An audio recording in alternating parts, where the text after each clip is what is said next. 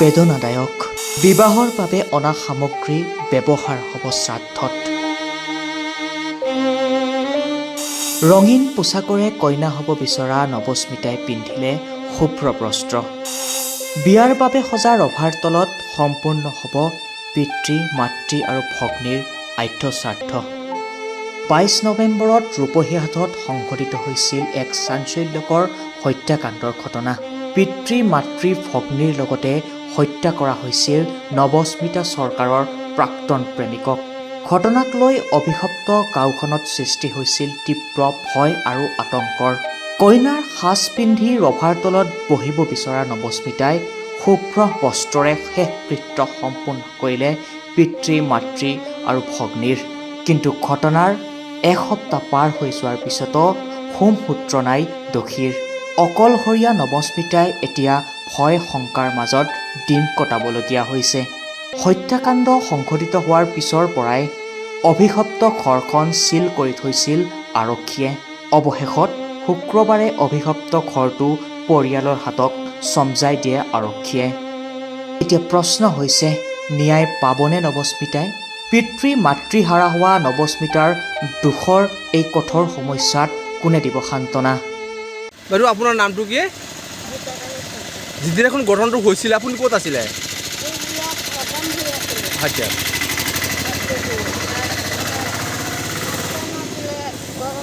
হয়, আচ্ছা আচ্ছা। ঘৰত কোন আছিলে? ঘৰত আছিলে। সিদিনাখন ইমান ডাঙৰ এটা ভয়ংকৰ কাণ্ড, আপোনালোকে একো শুনা নাই? তাত মাইকৰ চাউণ্ড চলি আছিলে নেকি? অঁ, যিহেতু 4টাকৈ হত্যাকাণ্ড সংঘটিত হৈছে, ক'ব লাগিব দুজনীকৈ মহিলাকো হত্যা কৰিছে। আপোনালোকক কেনেকুৱা বৰ্তমান আপোনাৰ কেনেকুৱা চিটুৱেশ্যন কেছ কৰিছে? আপোনাক কেনেকুৱা লাগিছে? ভয় লাগে? ভয়তো লাগিবই। যিহেতু আপোনাৰ ঘৰৰ সন্মুখত হৈছে আৰু আমাৰ তাৰ পৰা মানুহ ইয়াত আমাৰ ঘৰত আহে, হয়, আমিও যাওঁ তাৰ হয়, ঘৰত, হয়। ভয়তো লাগিবই। আপোনালোক কি হয় সম্পৰ্কীয়? এনে একো নহয়, গাঁওবাসী। গাঁওবাসী। দিয়ক, দেখা গৈছে আজি 8 দিন হৈ গ'ল। যিহেতু যোৱা শুক্ৰবাৰে ঘটনাটো সংঘটিত হৈছে, আজি সেইটো শুক্ৰবাৰে, নেক্সট শুক্ৰবাৰ, 8 দিন হৈ গ'ল। এতিয়ালৈকে আৰক্ষীয়ে কোনো সংহতি ওলাব পৰা নাই। কি ক'ব আপুনি? আপুনি নাৰী হিচাপে কি ক'ব? একো ক'ব নোৱাৰিম, মোৰ ভৰিখন কঁপি আছে। এই ঘটনাৰ পিছতে আপুনি ভয় খাই আছে? এই ঘটনা হোৱাৰ পিছৰ পৰা আপুনি ভয় খাই আছে? অকলে থাকিলে ভয় লাগে? টোপনিও নাই, ভাত খাবও নোৱাৰোঁ। ভয় লাগে আৰু এই ঘটনাৰ পিছৰ পৰা? ঠিক আছে। পৰিস্থিতিটো বেয়াই হৈ আছে, দুঃখজনকেই আছে। মানে পৰিস্থিতি কমপ্লিট নিস্তব্ধতা বিৰাজ কৰিছে। নিৰ্মম পৰিৱেশ, এতিয়া কোনেও মাত বোল মানে নিদিয়া অৱস্থাত দুখৰ বেদনাত হৈ অশ্ৰুত নয়নেৰে চকুমুখ চলি আছে। আৰু এইফালে তদন্ত চলি আছে। মানে কোনোফালে কোনো সিদ্ধান্ত যাব পৰা নাই এতিয়ালৈকে। মানুহে উৎকণ্ঠাৰ ভুগি আছে, মানে সন্ত্ৰাসত ভুগি আছে, সন্ত্ৰাসজাক পৰিস্থিতি। মানে আজি যিহেতু আদেশ দেখা গৈছে, আৰক্ষী আহিছে, আজি কি কৰিছে? আজি মানে বস্তুবিলাক ঘৰখন চম্ভালিছে, যিহেতু সৎকাৰ কাম কৰিব লাগিব। যিটো ঘৰত মানুহ ঢুকাইছে সেইটো ঘৰতো কৰিব লাগে। এইটো যিটো ধৰ্মীয় পৰম্পৰা বা ৰীতি কানুনত সেইখনে পেলাই SP ছাৰ আহিছে, OC ছাৰ আহিছে, এইবিলাক বুজাই দিয়া আছে বস্তুবিলাক। আজি আমি যিমান গম পাইছোঁ যে গুণধৰ চৰকাৰৰ যিজন পুত্ৰ সন্তান আছিলে, তেখেতৰ মোবাইলটো আজি চিজ কৰিছে নেকি? নাই, এইবিলাক মানে কোচকাছ কৰিছে, ক'তকে আছে না আছে চাই আছে। মানে মোবাইলটো লৈ গৈছে? মোবাইলটো লৈ যোৱাৰ কথা শুনিছোঁ, কিন্তু আমি কনফাৰ্ম হ'ব পৰা নাই।